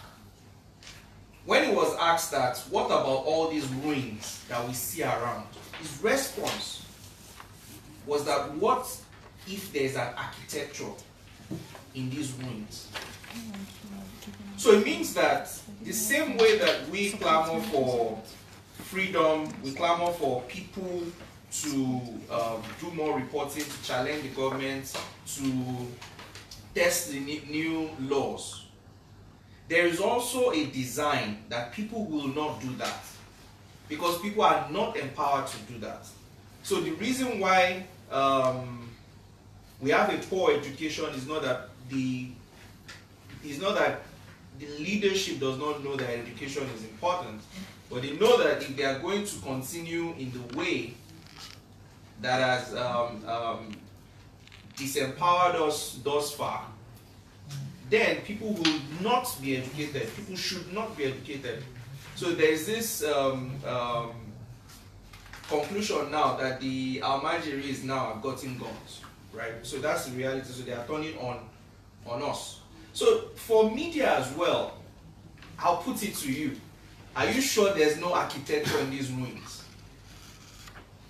Well, and maybe Mr. Sowore also can help add to that. You can respond, please. So the architecture doesn't work without you. It doesn't work without the corporation. That's the point I'm making. So if you go back to the school example that I gave, so they don't want us educated. I agree. But we also love convenience so much, we will not fight it out. So they don't want us to go to school. So we remove our children from the public schools because we can. Some people can't. And then we put them in private school. And then that system keeps deteriorating. Whereas what should happen is that the children are there and we keep fighting that these facilities must improve. Because, you know, even if I work for a government-owned media house, for instance, the politician, is the money his private funds? Is it the money he brought from his home to put in government funds? It's taxpayers' money. So not paying me with his personal funds. And even if he were paying me, he's paying me for the work that I do, the profession that my professionalism. Not paying to hone my brain. It's not paying to hone my mind. So except we fight it, press freedom, except we fight it, except we decide that this is how we're going to do it. I'm not saying that overnight we're just going to get everything fixed. But I'm saying that increasingly we must stop accepting defeat. We must stop accepting that there's no power supply, all we will do is buy generators. There has to be a stampede, something we must do, something that you must do to keep saying, not just talk, but also act, to say that we can't continue to live like this because the country is, for instance, in the last 2 weeks, power supply has been like non-existent. Looks like all our ministers have dropped their jobs and they're all in Abuja seeking their new appointments. And they've forgotten that we are here. They announced it. They announced it. Oh, I thank them for doing that. We should appreciate them. It's total nonsense. It looks like the only governance that is happening in Nigeria is politics. It's politics out of election time, politics when they are supposed to be governing, politics, you know, politics continuously. When are they going to govern? A solution. Media, politics is grassroots. People are grassroots, community-based. Media has to be community-based.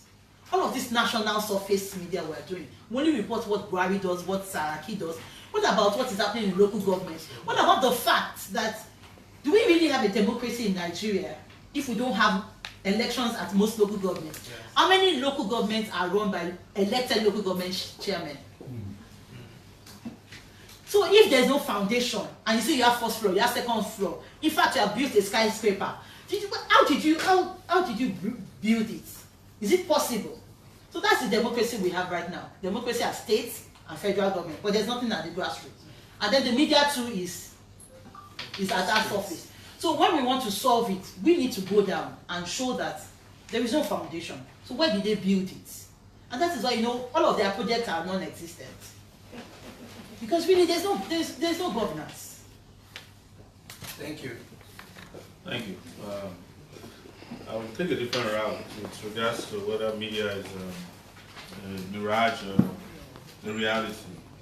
And I will look at it from what has happened to press freedom in the last few years, actually in the last 2 years in particular.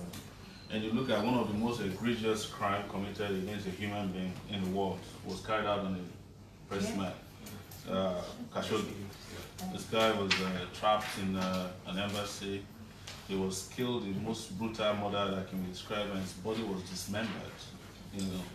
And I think they pour acid and so that they will completely disappear. But the perpetrators of this crime are people who are above the law. And because they were powerful people, nobody is challenging them today. Because there is economics involved in it, international economics involved in it. Nobody's talking about it anymore. So, and these are the people that you and I look up to provide the guardians for media freedom for us. The US, anytime we talk about media freedom, we look at the US. You know, we look at the British Council, you know. But it's also in Britain that a publisher was dragged out of hiding, Assange, and is now going to face sundry charges in the US anytime. So we must also challenge ourselves not to get carried away by even our supporters, you know, people who supposedly support our media freedom projects, to start challenging their own conduct, wherever they might be, you know. I've lived in the US for 20 years, and I tell you, any time that government has to give anything to you is a mirage. Yes, it can never be a reality, because when government gives you freedom, they are doing it not out of convenience, it's out of benevolence. And whenever they have a chance, they will withdraw it at the slightest opportunity, and it's happening. Like I mentioned earlier, the greatest attacks on media in the US is carried out by the President of the United States of America. He does it every day on Twitter. You know, he even points to journalists that needs to be threatened. And that's how you lose some of the freedoms that, and when that happens, it doesn't happen only in the US, it trickles down. You can imagine how happy a dictator would be in Africa when they heard that Khashoggi was dismembered. They're probably looking for the journalists they want to dismember too. You know, and I can guarantee you that a lot of them even look at it here. You remember what happened to us here when we set up this media foundation. The Jankara judge in Ilorin gave a judgment to freeze all our accounts. If they had their way, they would have loved to dismember us too.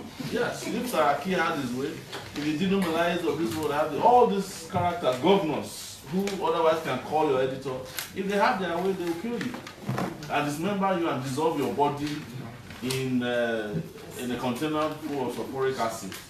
That's the way we should look at it. But you know, it's also what should call for vigilance.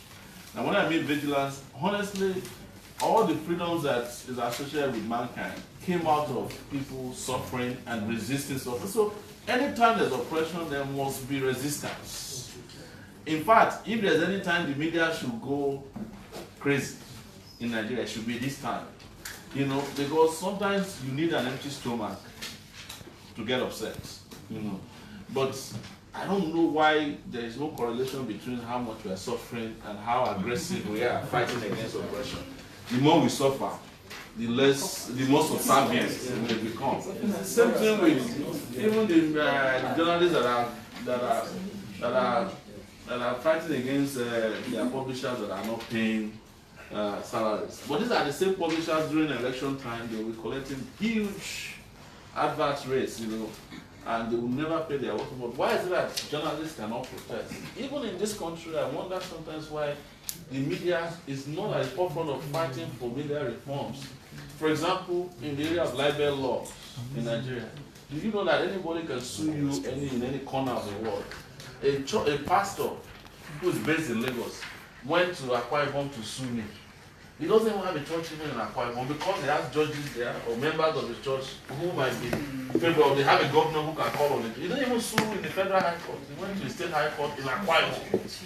But the media here is not fighting against it because it's happening to Sahara reporters and they don't too much like Sahara reporters. But one day it will happen to you. And after a while, you will no longer be using the courts. They will be dismembering people. The pastor who just bought jets, the first thing he did before he unveiled the jet was to warn bloggers. If I see the information on your blog, the church members were saying that they will shut down the blog. Any blog that reports anything against their pastor, that's Suleiman, Apostle Suleiman. So you are creating all these clusters of oppressive tendencies. They come from different places, but it is because we want freedom to be given to us. It is not, there's no guarantee of longevity of freedom that is given to you. It is a freedom that you take and protect that will last long. And that is where, you know, the press freedom we're talking about can become a reality. Thank you, sir. Yeah. And I think that actually goes to the next question, is how can we work together to protect the rights, the freedom of the journalists as a collective, as against having individual newsrooms have to fight for themselves when they challenge or attack us? Well, it's very easy and quick. I think what we need to do is to create a culture of support for ourselves. That is, I don't even need to ask you if the system wrongs you before I come to your aid. Yeah. If there is that, very organic default position by all media practitioners at the moment the right of media practitioners are assaulted, we all go against the system. And we can do it in different ways. We can boycott the system, we can write editorials immediately, we can start turning on them. Because look, the media as a tool is one of the most powerful tools anybody can have. That's why you see, no matter how powerful governments are, the first people they are afraid of is the media. Yeah. And sometimes secondly, God. That is if they believe in God, because most of them don't. So if media is so powerful, why is it that media is not always supportive of themselves whenever there is some kind of attack or assault on press freedom? And that's the only way you can solve the problem. And it used to be like that under the military. If Punch was closed down, others don't ask before they start writing it. They will close down Guardian, another media platform will take it. I know you don't want to call them traditional media, I call them mainstream media. But these days, of course, we know the reason why. Everybody is there also in some kind of jealousy, that maybe if they close Punch, me, I can make money. So I think it was Shifodore, what's his name? Otufodore who said it. If you know how many copies newspapers are circulating, all the newspapers in Nigeria combined together today, they are not circulating up to 50,000 copies per day. All of them, the prints. If it's 50,000, just know that they transported them out, they don't calculate how many people bought. Reason is that nobody is buying newspapers anymore. Even the editors don't read newspapers. Reason is this device you have is your newspaper. It is. Nobody is buying the physical. They produce in physical newspapers so that they can use it to cover advert. And of course, people still do obituaries and all those kind of things. Otherwise, newspapers would have died a natural death. And that's why I wanted to reply quickly to what you said about Babangida. Please don't be quoting Babangida in public. These are people who destroyed media freedom in this country. There's nothing, there's no creativity or architecture that can come from ruins. I don't think so. Whenever something is ruined, it is ruined. Trying to be creative around it is saying that, well, we'll destroy a place first. And then hope that in whomever survives it will bring an architecture out of it and we'll be celebrating it. Why do we have to ruin a place that is looking for opportunities for fresh buildings? You can build this nation into a fantastic country. But people want you to be creative because they destroy the country. How do we creatively have an architecture of potholes? Do we go and design them to look like a map of Nigeria? That looks really nice, wow, look at it. Or like a pothole that looks like a horse. Like, wow, that is apparition right there. Let's go and watch it. That's the kind of creativity that comes from ruins that they are talking about, not the type probably you're talking about. So again, I think it's just to develop that unity, organic unity that without even calling on you for help. If Francisca, right? Francis. Oh, I think I was in touch with you years ago. We used to be in touch. You are the crime writer for, when Dolapo had an issue, we recorded her saying that it was bribing reporters, and I think you're one of the people that we talked about the issue. Anyways, that's for another symposium discussion in the future. So it's to have that spirit that if something happens to any of us, we don't ask questions, we jump into the fray and fight. And sometimes when you do that, you'll be surprised. Before you know it, government is apologizing. We didn't know. That's when you hear Femi Adesina saying that, the president is not aware that the army went and raided. Of course, it's the commander-in-chief. They decided to raid, but when they backfired, they said they are not aware, and then they look for a scapegoat. Thank you very much. I'd like to take one or two questions from the audience. Okay. Good afternoon. My name is Kenji. I noticed you mentioned the FOI bill. And it seems, well, it's not just for the media, but everybody that is interested in information. But can we do like a review of how successful, because sometimes if there is no advocacy concerning how well it has helped us in getting information and how bad it is, and put out the data there, we will not get the right attention. That can we do like a review, collect the data of who is defaulting, which MDA is defaulting, and do, maybe we need to do a public shame or whoever has been defaulting. And talking about working together, I think there will be a challenge there because of the system of, like we all know, we know some people pay the piper in different, and so there will be a diffusion like, yes now, I didn't know for this party, so whatever they are getting from me is their loss. So there may not be a collaborative effort from the media to face aggression from government or victimization. I think there will be a challenge there because there is whether intentionally or unintentionally, there is some form of diffusion of collaboration within the media. The media is not saying one word, even apart concerning corruption. The media is not saying one word. Depending on who is being crucified, that will determine which media is saying this, and who is saying that, and not that, depending on who is funding this, who is funding this media, and not. So there may be a challenge with collaboration to be able to fight press freedom for the media. Can I quickly? I just want to jump into, and at this point I'll leave after this, I have to attend to another story. On the issue of FOI, when FOI was being muted in Nigeria, there was a movement for it, advocated by MRA. I did warn at that time that this over-reliance on FOI as a way of covering news is going to become a mirage. And that's where we are today. I think what MRA does, that they have a hall of shame. Yeah. But you can only have a hall of shame where people have shames. Nigerian public officials have no shame. So you are shaming them, you are wasting, it's waste of your energy. So, but what I'm saying is this though, you press, check yourself, and this is important. The information you have available falling on your laps for free, are you using them? You know, I don't do, Sahara Reporters doesn't do FOI. Because we know that some of the news we cover we can't get through FOI.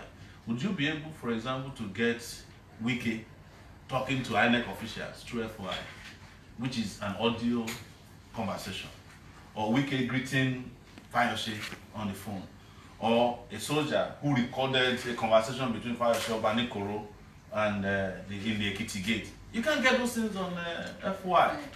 But they can come to you if you practice real journalism, fearless journalism. People will bring them to you. So by the time you are done with all the information that is available to you for free, FOI becomes something that is in a lot of ways academic, in my view. Because even in the US, when you ask for FOI, where it's been domesticated for a long time, they still have the right to redact a lot of the information. So it's just like the Mueller report. You know, they redacted half of it. Even though it's in public domain, you can't read. But I can guarantee you that there is somebody who is in possession of the Mueller report, the unredacted version. And that for me is a hero of, if you like, you cannot get Mueller's report officially from the US government. It doesn't matter how long you file your FOI. But the question you should ask yourself, those things that you have that's available to you, the documents, the checks, you know, the calls you are getting, the whistleblowers who are calling you, are you using them? And if you are using them effectively, even the people who are holding FOI, they know that they are useless. For example, the Lagos State government, they don't accept the FOI requests. They say that it's not domesticated here in Lagos State. The Lagos State budget is not public. Budget of River State, you can never find it anywhere. They are all, you know, confidential documents. Can you get them through FOI? No. But can you get them through APROCO? Yes. So whatever it takes to get what is needed, and the courage to publish what is available to you will be the one that will guarantee in our future an effective FY. If they know that what they are hiding you can get, when you now apply to them for FY, they will give you. Because they know if they don't give you, you will find it. So on that note, thank you, ladies and gentlemen. I just have to take a walk. Appreciate your time. Thank you very much. Thank you so much. Thank you. So, I want us to also talk more about the synergies that we can form and the new relationships that we have to even form with the people. Because like Mr. Sowore was alluding to, we can get more from the people. There are so many civil servants that we have to cultivate new relationships with. How do we cultivate these relationships so that we can access the information we need to do our work? So I'll start from here. Please come again. What are you trying to ask us? So how do we build new relationships with the general public? One, so that they trust us. Two, so that they give us the information that they have of the secrets that they are sitting on that we need to uncover. That's critical at this point. Okay. So now it depends on the sector of people you are talking about. Are you talking about the market women? Are you talking about the politicians? Me, I deal with police. Are you talking about police? Are you talking about EFCC? Which particular set of people are you talking about? Because either way, journalism and covering a particular sector has to do with trust. You have to build trust. You have to earn the person's trust. You have to make the person confide in you. Getting stories. When you get stories, that is when you'll be able to know what is happening, like scoop. Let me give you a classical example. One of my interns was walking past somewhere. He saw a cripple sweeping. He got interested, he took a snapshot. He showed me the snapshot. I said, go and see if you can interview the guy. The guy said, okay, no problem, because the boy was an intern with photograph decks. I sent a journalist to go. And the man had already agreed that he was ready for an interview. But when they got there, he said no, that so many people have been interviewing and nothing has come out of it. Yeah. So there's an issue of trust there. So if you want to help somebody, you have to meet. There should be a meeting point. Now, let me give you another instance. I interviewed a blind man, a police guy. He was invited, or he was called. He responded to a distress call, and at Civic, when he got there, they threw chemical to his eye and he became blind. And since that time, the guy has been abandoned, no treatment, nothing. And repeatedly, journalists have been going there to interview him. So you could imagine that for me to go there, he has gotten to the point whereby he doesn't believe help would come anymore. But the only way I got him to actually talk to me was I asked him a simple question. I said, you said you've gone to everywhere to ask for help, but have you tried the Lagos State Trust? He said he has never heard of it. And he's a policeman. And he asked me. So, if you're talking about how do we help the people, how do we expect them or want them to start believing that we can help them? Is it two-way thing? They have to believe in us, and we have to believe in them too. Somebody was saying that, Uncle Leko, yeah, but you know that it's in the context of the declining trust in the media itself. Whether we like it or not, we're all facing that. The more the government keeps discrediting the media, the more the collective will lose credibility, right? So we have to build this credibility, because without the people, like you said, there is no news. There is no news. So I think back to what Mrs. Alaka says, checking facts, being sure of your story before you go. Look, I think, was it on Thursday or, no, not Thursday, I think maybe Wednesday, there was this story that Buhari, the president's in-law has been kidnapped. I don't know, how many of us heard about that story? And everyone was like, yes, it's true. Let's just, it's good that the president's person has been kidnapped. Now they will do something about this kidnapping. And before we could go on with that story, we have to make calls. We have to, and the story was everywhere. But because we wanted to be sure, we just kept digging. We kept calling. We called everybody callable. And at the end of the day, in fact, at the front in the office, it became we had two factions. The faction that said, go to prayer, go. There are another faction that said, no, let's be careful, and at the end of the day, it actually turned out to be true. So, once you have a credible story, and repeatedly you are coming up with it, people will begin to trust you. Now, another thing about sources, I think Okuleko mentioned something about reliable sources. Yeah, I have a source in this.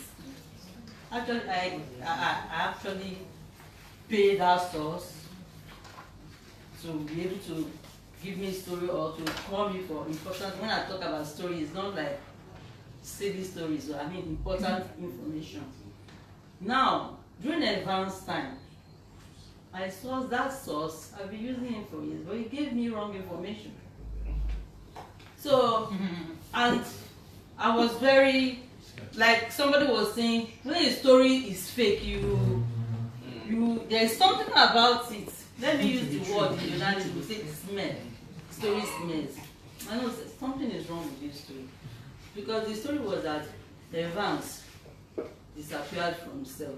And I've been to this cell now. I've been going, I know South Cell, I've been going there for years. So I was wondering, before you can get to this, you have to pass through the gate. After the gate, you have to pass the counter. After the counter, you now get the South Cell. And right close to the South Cell is the OC South office before they refurbish it. So how could Evans disappear from the cell? So I called myself, it says a lie. Evans is, I'm looking at him right now. And we are looking at eyeballs to eyeballs. And I called, and because it was already a national paper carrier, and there was no way this person could be lying. I had to call another person. I asked the person, where are you right now? He says he was at the police command. I said, please go to South Cell and check if Evans is there. He went through. A few minutes later, he called me and said, Evans has been moved around 5 a.m. or 6 a.m. to Abuja. Now, that is what we call checking out the facts for people to be able to believe in. Thank you very much. Yeah. So rebuilding that trust that is under attack. Well, it was particularly one of our trainings that we are partnered with Afiche. The summation of that session was that we all have our biases. Film for journalists, and that's also the said here. Sometimes we set the agenda we personally want to achieve. We now look for the means to achieve it. And that's the problem with journalists. That's the problem with journalism. Those are the problems that's why we're not all connected. Because our own idea, our own agenda is different from mine. She covers crime. By that discipline, by that orientation, our first principle, our first duty is to be, have sense for crime stories. Having been covering development stories or health, crime will be secondary. So you need to have that convergence where all of us first have to agree that journalists will all owe ourselves responsibility for public interest, irrespective of what I cover. And that's what is missing. Because we all have, I cover development, I cover politics, I cover crime, I cover aviation, and we have built around ourselves kingdoms that we govern. And so everybody now has its own territory. Yeah. Even the correspondents now have their own territory and it's competing with the territory of the editor. And the reporters don't have their own territory because there are some events that editor cannot go. but correspondent can go. There are some that the correspondent think that the reporter should not go. So, and this thing becomes the issue we deal with. And the leadership also is also there. Let's leave the organizational leadership, ownership. What's guiding us as media? What's binding us? What's connecting us? What's that thing that gives us that professional nobleness to say? What makes me a journalist? What thrills me as a journalist? If you do a sample and if you are sincere, major, most of us are journalists because of our own personal ideologies, our own personal, and somebody has mentioned it now, we want to say, okay, I be a journalist, I do 1 or 2 stories, I get this, I become known, I become a person of influence. Journalists have influence, because once you're a journalist, the higher the matter becomes a friend. You have the phone number of the governor, you have the phone number, so that gives that, inference that you are so powerful. And that gets into our, erodes our professional understanding, and we begin to weigh that influence, because it's a type of influence. The governor will need me. We actually wait for the governor. You come and meet me. It can be 1 year, it can be 2 years.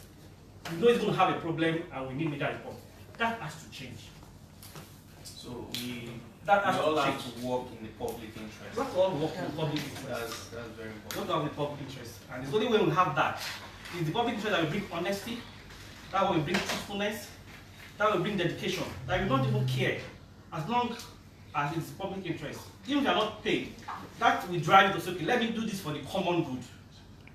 But until we get that notion imbibed, and fortunately, just like Ms. Alaka said, you have to start who we start is.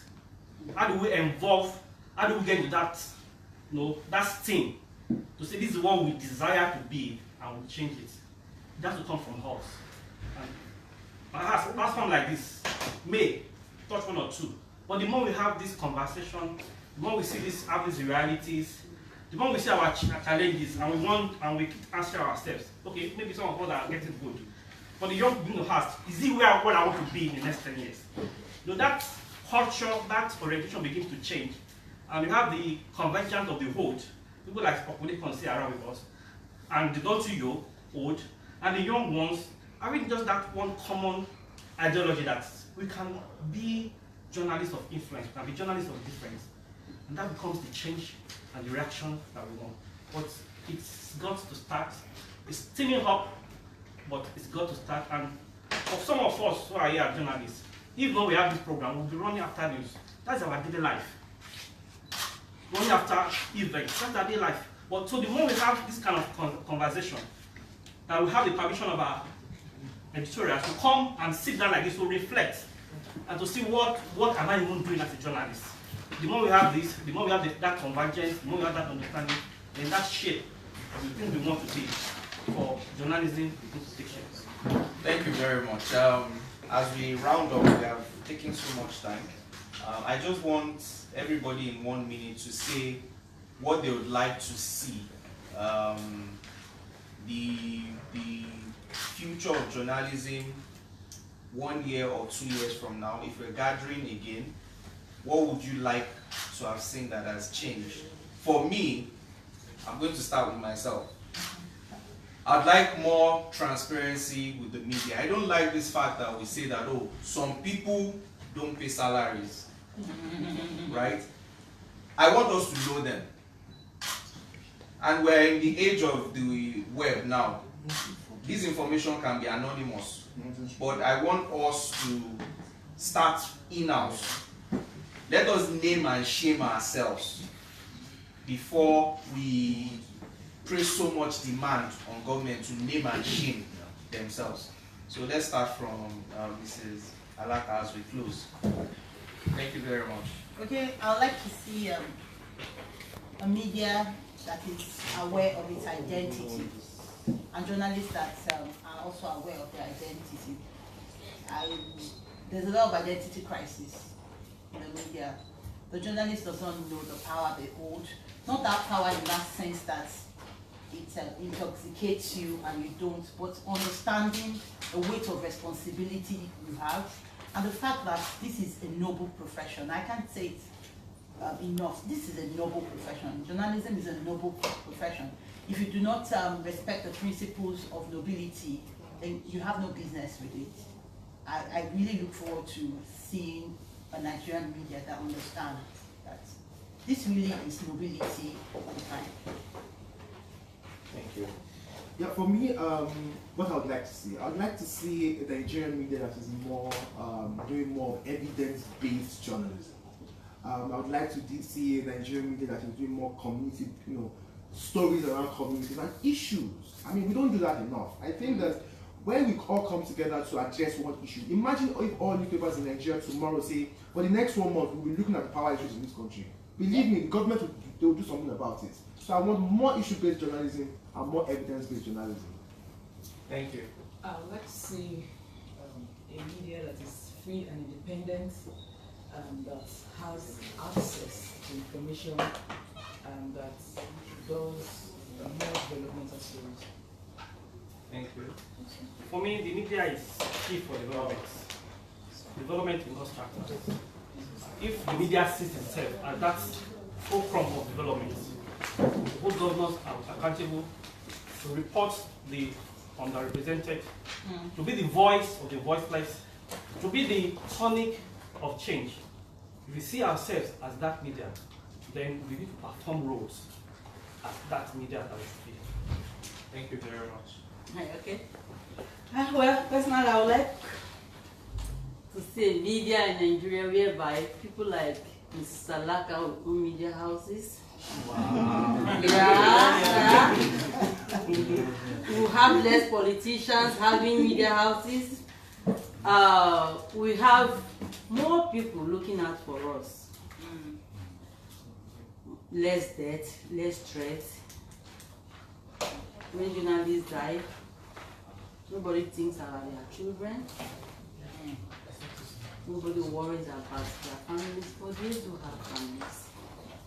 And it's because of things like this that have made me, since I started having kids, I've become more conscious and careful for the kind of stories I write. I've come to realize that even though I'm passionate about journalism, no story is worth my life. And I know people keep trying to compare us with CNN, with Samantha, but the societies are different. Yeah, true. So we need to begin to realize that. So we need people to start looking out for us, and when people start looking out for us, and we have less politician, we are going to have more freedom to express ourselves and our right to. Thank you. Thank you very much. And with this, we come to the close of the panel session. We would invite our partner, British Council, to come and give us a final word. Thank you very much to all the panelists. We really appreciate your contribution.